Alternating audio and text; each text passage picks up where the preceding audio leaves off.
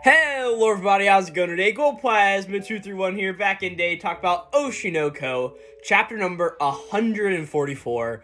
This chapter is titled Fan of the Originals, and this is like the best Oshi no Ko chapter title we have got in such a long while. I mean, every time I do these chapter reviews, I always try to look at the chapter title and relate that to how it normally works inside the chapter.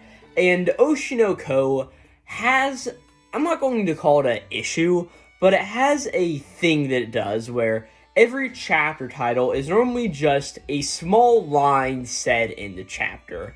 And normally that line is supposed to have some big important meaning in the chapter. And normally it's just a one-off line, and you can tell that Aka Akasaka and Mingo Yorki, the author and artist of Oshi no Ko, the two mangaka, they needed something to title the chapter, so they just pulled it from there. It's not like some other chapter titles, like, I feel like My Hero chapter titles have more of a, hey, this is what happens in the chapter, and this is how it works into the story itself. Or other series I thought do a better job naming chapters than Oshi no Ko. But this Oshi no Ko chapter, while it is one of those lines that just gets put into the series and that's really it, I do feel like this one has a bit more depth, and I do enjoy this title a bit more than some of the other ones. But it may just because I'm more of a fan of this chapter, as we'll get into. But yeah, this is a great chapter off rip. We sort of start completely devoid of where we were last time, which of course was between the whole, oh, look at this, Aqua and Ruby are doing sibling things, which they probably shouldn't be doing, and the relationship being built up between the two of them. I'm not going to say it's good content, because it really isn't, and as I said before, some people like it more than others, and that's all I'm going to say on that subject. But also, we've had a lot of really tough Oshi no Ko chapters recently, all with those ideas of, oh, hey, here's how the acting world portrays these people, and there's a bunch of stuff. But this chapter is actually sort of devoid of a lot of that, because this chapter focuses on really the one and only Melt. At the beginning of this chapter, I actually didn't realize that Melt was the central focus point of this chapter, but getting through and starting to read it, we sort of see that Melt is part of the chapter, and I am a big fan of Melt. He hasn't really shown up recently, and I remember, I think the last time he actually showed up was during the interlude chapter of Oshi no Ko, that second interlude chapter during like September and October-ish.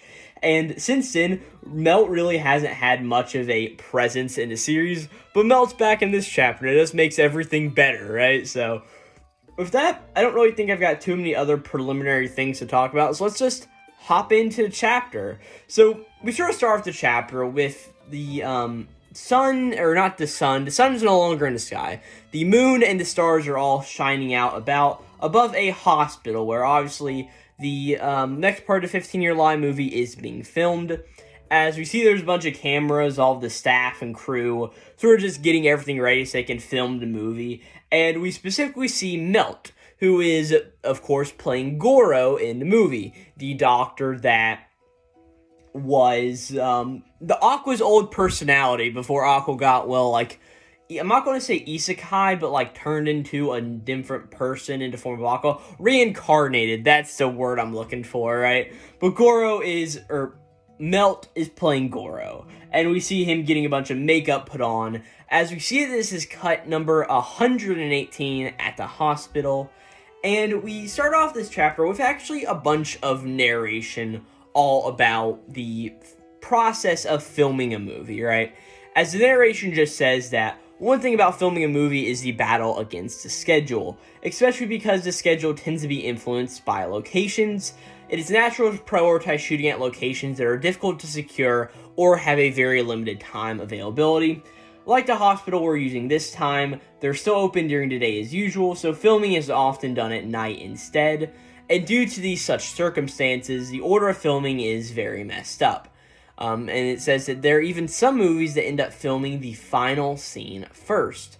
But, well, if it's something like this movie where newcomers are playing the lead roles, they may be able to do the filming in chronological order. So, pretty much what this is just saying is that, yes, They are filming this at a hospital. I don't think it's ever explicitly mentioned if this is the actual hospital that we have seen where Goro actually practiced and where I came with her pregnancy. We actually don't know that 110% yet, but I don't think it actually is. All we just see is like the words for hospital and the general like hospital vibe. And of course, Mingo Yorkie's going to draw the hospital the same way as a hospital and nothing more to that. So we don't actually know if this is the same hospital. But the other thing there is like, yes, one thing about filming a movie is fighting against the schedule. And I personally know a lot about construction and how construction processes work. And this is the exact same thing in the construction industry where you're on a schedule, right? And you're like, all right, we got to get this bridge built. We got to get all the rebar laid and everything tied in correctly. We get an inspector to come out and look at it. But if any rain happens, that gets all clogged up. And also, inspectors are always hard to get on time. So if you can't get an inspector out there at the right time, then, well, you're a little screwed. So just going through all of those things, it's very interesting to see the way that they're phrasing this as yes. Same exact thing happens in a movie. If you need to film in a place, you better go and get that done early, because that could be the biggest hindrance to getting a movie out. So that's all very interesting. And then the whole last part of it is all about newcomers playing lead roles. And I think what they're just saying is that it's best to sort of film the movie in chronological order from that point. Because whenever new actors aren't really perfect at doing that yet, being able to embody the role of the end of the movie and then go to the beginning of the movie, which is normally where character arcs start. So very interesting to see, and just a cool little note to have, right? But at that point, we get about 2 pages of narration before we eventually see that somebody yells cut, saying that the scene is now over. As we see Melt, who is wearing, of course, the Goro glasses, I'm going to call them, sort of takes them off, and is just like, oh boy, that was tough. But as Melt takes off the glass, he sort of turns around to his side, and there's nobody else but Ruby just glaring at him, right? Like, Ruby has her not her dark Sharingan, the light Sharingan in her eye, but it's just giving this terrible stare over to Melt, and eventually Melt's just like, alright, what is it, younger twin Hoshino? Which is a very funny thing to call Ruby, I think. But Ruby is just, like, scratching her head. She's just like, no, it's just wrong. It's just all wrong. Sensei should be more, dignified and have both, sensitivity and, core strength to him, right? And Melt's just like, Ruby, well, what are you babbling about over there, right? And, he's just like, are you just not happy with me as a rookie playing this role in the movie? And Ruby's just like, no, that's not it. I mean, I think this role is very important in the movie. And Melt's just like, what do you mean? This is like one of the smallest roles we got here. But Ruby then just says like, hey, it'll have a very strong influence on the rest of the story from now on. And she's like, hey, it'll matter for everything else. But Melt's just like, this is like the last stage of the movie. There's not much after this. What are you talking about, right? And Ruby then just gets even more aggressive towards Melt. And she's just like, why would they dare use a ham actor who did such a bad job in Sweet Today or live action adaptation, right? And we see at this point, like, Melt starts, like, gripping toward his throat. And it's just like, how dare you say these things to me, right? And Ruby just continues just going like, oh man, who did all this senseless casting anyway? I wish they would have, like, cast people based on their skills and not on their popularity to attract customers to it. And she's like, this is nothing but a simple cosplay in my eyes, right? And she's just like, oh man, if somebody like Himakawa-san would have done it instead, it would have been so much better, right? And Melt at this point is like, all right, please, like, hey, stop it right there. This all really hurts me, you know, right? And Ruby's just like, oh man, but me, I'm just a fan of the originals, and who's his face? Mel's just like, hey, this movie isn't based on original work, it's based on real life, what are you talking about, right? But Ruby's just like, oh man, only ham actors can say such foolish things. And she eventually just says like, hey, this scene is based on a real person and a real place. And she's like, you actually have to consider that too. And during this, we sort of see that her speech bubble is really calmed down, sort of to say that she is sort of just talking regularly now. Like, before it was obvious that she was, like, putting on a show in front of Melt in a way, but now it's very much clear that she sort of toned down herself a little bit, as she eventually just says, like, hey, are you really going to try to play this role without thinking about all of the considerations with that, right? And she's like, hey, there should be at least some respect to your acting in this thing. And she's like, hey, I mean, how many years have you been an actor already, right?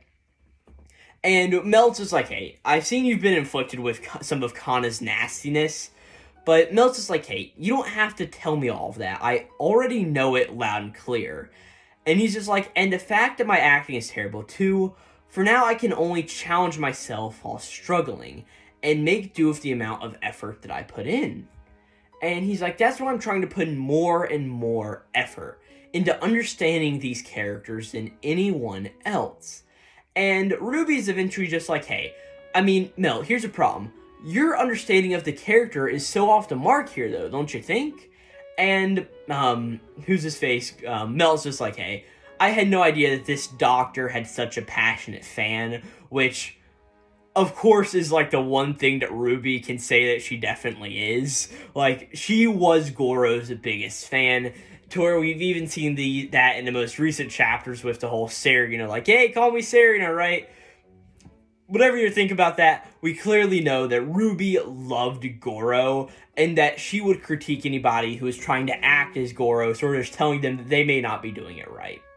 But at this point, Melt just sort of seems over with Ruby a little bit, and starts to go ahead and take off the white lab coat that he has had on this entire time. And as he's taking it off, we see that he is wearing a black undershirt underneath it, which I don't know much about, what's it called, these medical, what I just call them, these lab coat sort of looking things. But I know that, like, white as a color, specifically I want to relate this to whenever I graduated from high school, or whenever I was a junior marshal in high school, right? So what they had us do is that we had to wear the white form of the graduation robes to lead the actual graduates down the aisles and stuff, and to let them out of the aisles. And I remember a specific thing about that was you couldn't wear a black color underneath of them, because in that case it would actually shine through, and you'd actually be able to see that black a lot clearer than you would the actual white. So I don't know if these lab coats are not opaque in this same sort of term. Like, I know that, like, actual scientific lab coats have a bunch of protections on the inside of them, so you can't, like, splash yourself with dangerous chemicals or anything. So those have more of a protective barrier in them, so it makes sense why those wouldn't be opaque. But I don't know about this lab coat, but that's besides literally almost all of the point, right? Melt takes off this lab coat, and underneath he has a black shirt with a pocket in it, right? And this, it's like one of the bicep pockets, and inside of it there is a pin attached to it, right? And this is a pin from one of Ai's tours. We mainly see it has the rabbit head mascot that she wore as a hairpin most of the time. And Ruby seeing this sort of has her eyes light up for a moment. And she's just looks over to Melt and is like, hey, isn't that one of the gachas from Ai's second tour? And Melt's just like, well, I don't know about that much about it, but I saw it at a good shop not too long ago, and I ended up buying it. I mean, Ai's merch is really expensive, isn't it, right? As he's just like, I knew the doctor was a Biko Nahachi fan, so I told the person in charge of the costume about it, and they just let me wear it underneath the coat, right? And there's one small detail I do want to bring up about this, right? We see the image of where Melt was at a good shop and saw the pin and wanted to buy it. And we see the person here. We obviously see Melt at the cash register, but we see a guy with one of the, it's one of those bags, and I'm not going to say bag, it's one of those cloths that cover up all of your hair, sort of like a hairnet style. I don't want to say it's like a bandana in a way, but it's sort of that, I'm sort of having a tough time trying to figure out what it's called, but it's like one of those things that like a sous chef would wear to keep all of their hair out of the dishes they make and to keep it all tied up. It's like a hairnet, but it's a cloth and it's tied in the back, right? But this person is also wearing an apron and a black shirt, and has a little bit of a gruff over his mouth in a sort of form of a mustache and all of that. if I'm not mistaken, in the first, in that first volume of Oshi no Ko, where the whole sort of mystery gets built up and figured out. I'm actually going to go grab my volume off my shelf real quick, just to make sure that I'm just not, like, lying to myself. Yeah, but in the first volume, pretty much everything they adapted in the first episode of the anime, there were, of course, all of those little shots of, like, the interviews before,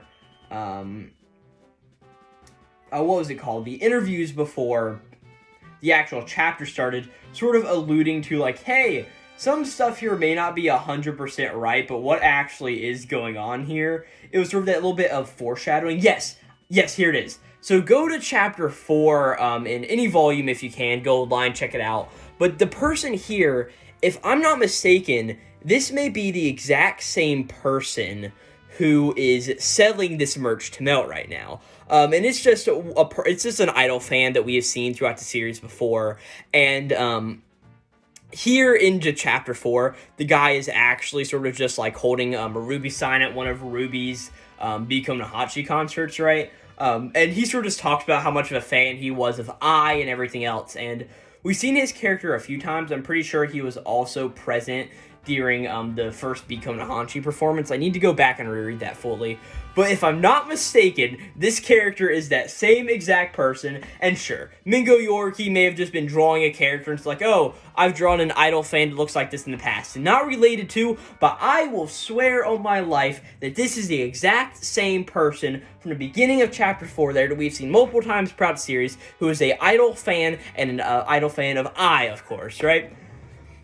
There you go. Just to actually make note of it, this is on page 8 of the actual Oshi no Ko chapter. Yes, that is what I'm going to say, so there you go. I think that's the same character. I hope I'm not just making something up, because it would be a lot funnier if I weren't. So getting back into the chapter itself after that long rant about this one strange dude, Ruby is sort of just seeing this and sees the pin Mel is wearing, and she's sort of a little bit of silent for a minute, and eventually Ruby sort of starts to pout again, and eventually like, hey, well, Mel, why did you hide it behind your coat then? If you don't wear it where it can be seen, then the camera won't be able to actually capture it, right? And Mel's just like, well, here's the thing, because the doctor was a, true fan, he wouldn't have put the pin on display in front of I whenever she actually came in. If he did that, it would have been nothing but a character symbol, right? And he says, I think he was the type of person who was timid and always did things in a very roundabout way, but he secretly cheered for her a lot behind the scenes, right?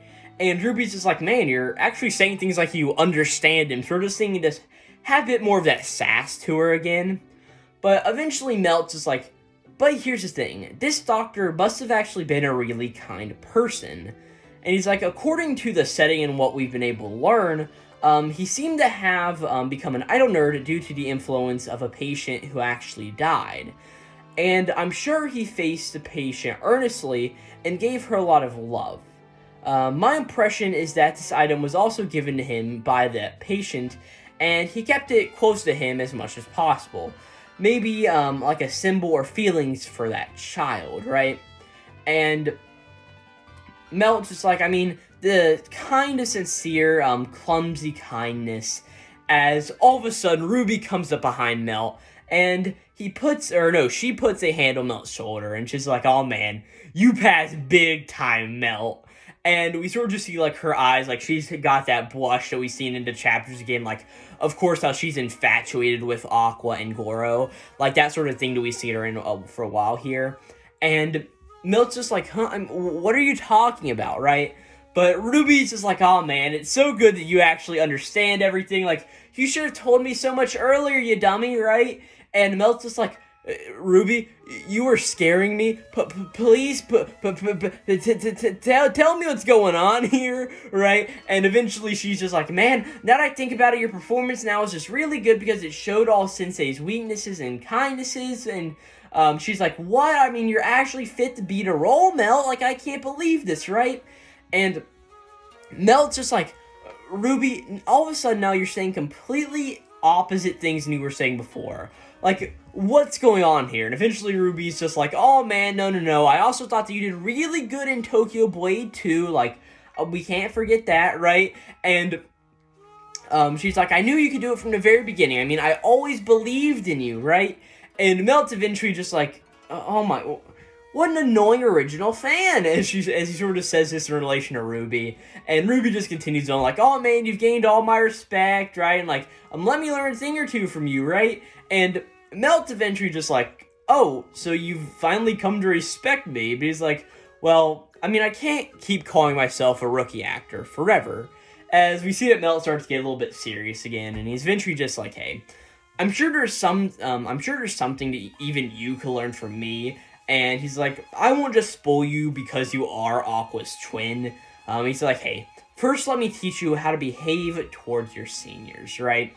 And eventually, Melt puts back on the glass of Goro, and of course, with the pointer finger and the middle finger, sort of uses both of those to push up the glasses again onto the bridge of his nose. And as he sort of does this in a very way that Goro would have in the past, Ruby's just like, oh man, okay, senpai, as she sort of like puts a hand to her head like wave away. And yeah, that's the end of this scene, which takes up a majority of the actual chapter here. And there's a few things that I do want to note about this that I will talk about in the end, but I want to talk about them now while they're sort of more fresh in my mind. This is very interesting. I think the most interesting part about it is what's brought up at the end there, right? Of course, the whole thing is like, alright, yes, Melt is getting to a level that we've seen with Akane in this series. I almost said the level of Akane that we've seen in Akane Banashi, but that's a totally different manga. A great manga too, but a totally different one. But the level of Akane Kurokawa that we've seen here in Oshi no Ko, right? Of course we know that as a character, Akane was able to really deduce everything that happened between Hikaru, and how the two children were sort of brought about, who were Aqua and Ruby, and sort of learned all of that during her time in the rom-com drama that her and Aqua were a part of. And we sort of saw her go through that arc of learning and being this true method actor who put in a lot of research to become these characters. And it's really cool to see Melt have this experience too. Because if you don't remember, in the what was that thing called? The interlude chapter, chapter 2, the whole premise of that thing was Melt sort of just saying that, like, hey, for the longest time, everybody hasn't seen me as an actor. They've seen me as a pretty boy playing an actor. And he's like, and he sort of went in at the end of the chapter saying, like, hey, as much as I want people to accept me, I am going to play the role of this pretty boy and prove everybody wrong. And here, he sort of owns up to that. And he's like, yes, I'm the role of the pretty boy. I don't really know a whole lot about acting. But as the chapter goes on, we get more of just this characterization of Melt as we understand that, yes, he is growing as a character. While he still looks at himself as that pretty boy and knows that his acting isn't up to snuff, he's putting in the effort, he's putting in the time to actually understand this. He did his research on Goro, he did all this stuff about an iFan, and he put two and two together about this other patient, who of course was Sharina, and Goro himself, and the connections between them. And of course this adds to Ruby sort of being like, oh yeah, I was Sharina, so I have the information, all of that. But it's not like she tells Melt any of that. Melt has done this on his own time. And I have to say, I think out of all the characters that we have probably seen in Oshi no Ko, I honestly think that Melt is one of the most developed characters we have. Because, of course, like our main characters, they get a lot of development. Of course, Ai's got a lot of development in her character, even though she is, well, dead. But Melt has come from this actor who didn't really give a shit. He was sort of just there because, yeah, they're paying me to do it, and I look pretty, and I'm playing a pretty boy in this role, so that's fine. To becoming an actor that has meaning to him, right? I'm not going to say he's following in Akane's footsteps, but he's showing just what he's made of in this acting prowess. It's just really good and really interesting to see how he's doing this. And of course, the last part of the chapter, wherever he pushes back on the glasses, I think that's just more fan service to Ruby, if anything. Like, I don't know if he's even going in to actually film another scene. He just put the glasses on maybe to look cool and do that, but yeah. I also think the other thing at the end of the chapter here, or not end of the chapter, but end of the scene, where Ruby says, okay, Senpai. She was calling, the character that Melt was playing Senpai earlier, but I think this is sort of meant to say, like, alright, Ruby is now, has acknowledged Melt as a superior and as a senpai to her. I don't know if we actually know Melt's canonical age. Let me actually look it up on the Oshinoko Wiki real fast. Oshinoko Wiki. Yeah, because I don't know what Melt's canon age is throughout the series. I don't know if we've actually learned that, or if it's been published somewhere in, like, some weird art book or some stuff, right? Who really knows? And of course, Melt isn't on, like, the main character screen. I gotta go find... nobody treats Melt as, like, he's a good character, I don't feel like. Characters. There are more characters than those, like, 6 or 7. Come on, where are they? Whatever. I don't know if I'll be able to find it, but... yeah. Melt's interesting, and Melt's cool. But... and the whole thing is, like, Ruby's now acknowledging Melt as a superior and as a senpai, but that's fine. We cut to the final scene of the chapter here, which is a few pages. Like, it's not like a short final scene, but... or it is. It's like 4 pages, but besides the point. Doesn't really matter. We see Ruby, who is sort of now in, like, a tracksuit of some kind, or, like, in sweats, it may also seem so. She's walking outside of the hospital where, this part of the 15-Year Lie movie is being filmed. And as she walks outside, she's just, like, yawning, like, putting a hand up to her mouth, sort of cuffed, and, like, stretching her arms out, just, like, very tired. It's just making me tired, just, like, do that motion here on the... same side. Man, I don't know why. I mean, because I emulate almost everything I see here. Like, whenever Goro's pushing up his glasses, I physically, like, pushed up the non-existent glasses on my brow. But whatever. As Ruby's standing outside here, somebody calls to Ruby from up inside of a tree. And this person is no other than Crow Girl, Matarasu, the, god of fire, or whatever in Japanese mythology or lore stuff. Crow Girl's here. And, Crow Girl just says to Ruby, like, hey, how does it feel to be reunited with the person you admire? And Ruby says that she feels a little nostalgic, and, she eventually says, like, but here's the thing, I already know that Sensei is always by my side, and she's like, so that's all. But Crow Girl is just like, okay, sure. And Ruby's just like, hey, anyway, you really do appear anywhere, huh? And she's like, how do you get from place to place, a long-distance bus?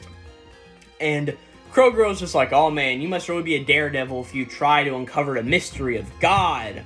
Which, okay, sure, I guess it's a little bit of a joke here, but I don't know. I know it's part of this chapter is way better.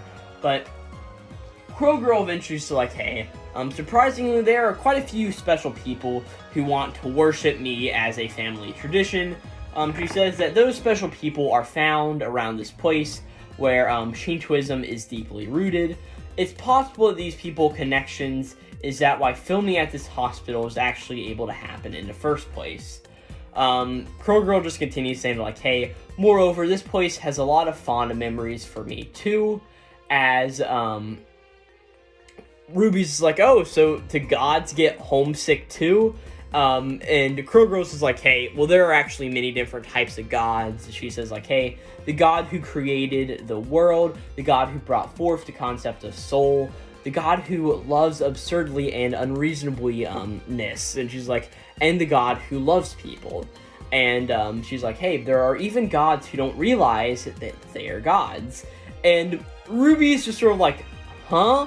And, like, sort of like, okay, why are you going on this raid, like, this speech to me, right? And Crow Girl's eventually just like, hey, you guys often receive help from a god without knowing it, so you better have a little bit more respect for God in general. But Ruby's just like, hey, Crow Girl, you say a lot of things while acting all high and mighty, but it's your turn to perform next week. Do you think you can actually, like, pull off the role? And Crow Girl's just like, oh, of course I can, don't look down on me. And it's drawn in one of those very comedic Oshinoko panels, is like, we see the sound effects of just like snap, snap, is like, she's like snapping her neck and like turning to like look at all of our characters with like a cracked face, like, what are you talking about? And that's where we end off the chapter here. I really enjoyed this chapter. I am honestly very much inclined to say this is one of my favorite chapters of Oshi no Ko in a long while. I think mostly because of the development of Melt that we get in this chapter. I've already said why I love that so much. I don't really feel like I need to go saying it all again, but Melt's development has just been so good, and just the way it progresses through this chapter, showing how he's becoming more like Akane in his acting style, and the whole thing at the end of like Ruby just saying like, oh man, Melt, okay senpai, it's fine. And then I understand what the point of the final part of this chapter is. I feel like the way that we see it here, this may be the exact same hospital from where, of course, Goro actually operated and all of that stuff. I seem to remember the sort of hillside and sort of like town below it and like the trees leading up to the hospital. I seem to think that this is the same hospital the more I'm looking at it, but also we don't have confirmation and I don't 100% know. This isn't something like where the merch selling guy from earlier in chapter, I'm like, this is the guy, this is the guy. I'm not confident in saying this is the same place, but I'd probably bet a little bit of money it is, right? And then there's the whole talk about, like, the gods of the world and all of those. I get what Crow Girl is trying to say here, like, hey, I think she's saying, like, hey, as a god, I pulled strings to help you guys film in this place or something like that. She's like, so you should have a little bit more respect for God. Okay, that's cool. I don't care. But eventually the final part of it is just going to say, like, alright, Crow Girl will be acting in the movie soon as a young, I think, is she playing a young Ruby? Maybe? Possibly, I think. Maybe. Yeah. So, she's going to be acting in the 15-Year Line movie soon. That's really all there is to it here, and Ruby is sort of just, like, pantomiming her in a way, saying, like, hey, think you can do it? And Crow Girl's just pissed off about it. I'm not as much a fan as this final part, but I can definitely see where it has its good parts of it. But like I said, Melt is the MVP for this chapter by far, and Melt is what makes me really, as a consumer of Oshi no Ko, and as somebody who, I want to say, prides myself in being able to delve into the story and talk about it in this analytical way, which a lot of people can. I'm just one of the few people who put it on YouTube. I mean, I know there are thousands of people out there who talk about these Oshi no Ko chapters in their group circles. I just post on YouTube and think that's pretty cool, and I like my prowess to be able to do that. I think this is a good chapter because of Melt, and that's really what I'm going to say about it, right? Melt is pretty darn cool, and with that, I really don't have too much else to talk about in regards to this chapter. I feel like I mentioned everything I really wanted to. But yeah, with that, thank you guys all so very much for watching. Next chapter will be out on the 3rd of April of 2024. So we have a 2-week break here to next chapter, which we've all come to expect at this point. We know that every few chapters Oshi no Ko takes a break, and I'm thankful that these two manga get a chance to actually take these breaks. Even though breaks are becoming more standard in the industry as a whole, I'm just happy to see that they're able to take a break. And as much as the consumers hate it, it does suck, but we'll be ready to read the story next time it comes out. And yeah, well, thank you guys for watching again. I'll be back next time to talk about the next chapter whenever it comes out. But if you did enjoy this chapter review, I've got plenty of other Oshi no Ko chapter reviews up on the channel. I also cover some other anime and manga series, even though I really haven't had too much time recently to do it.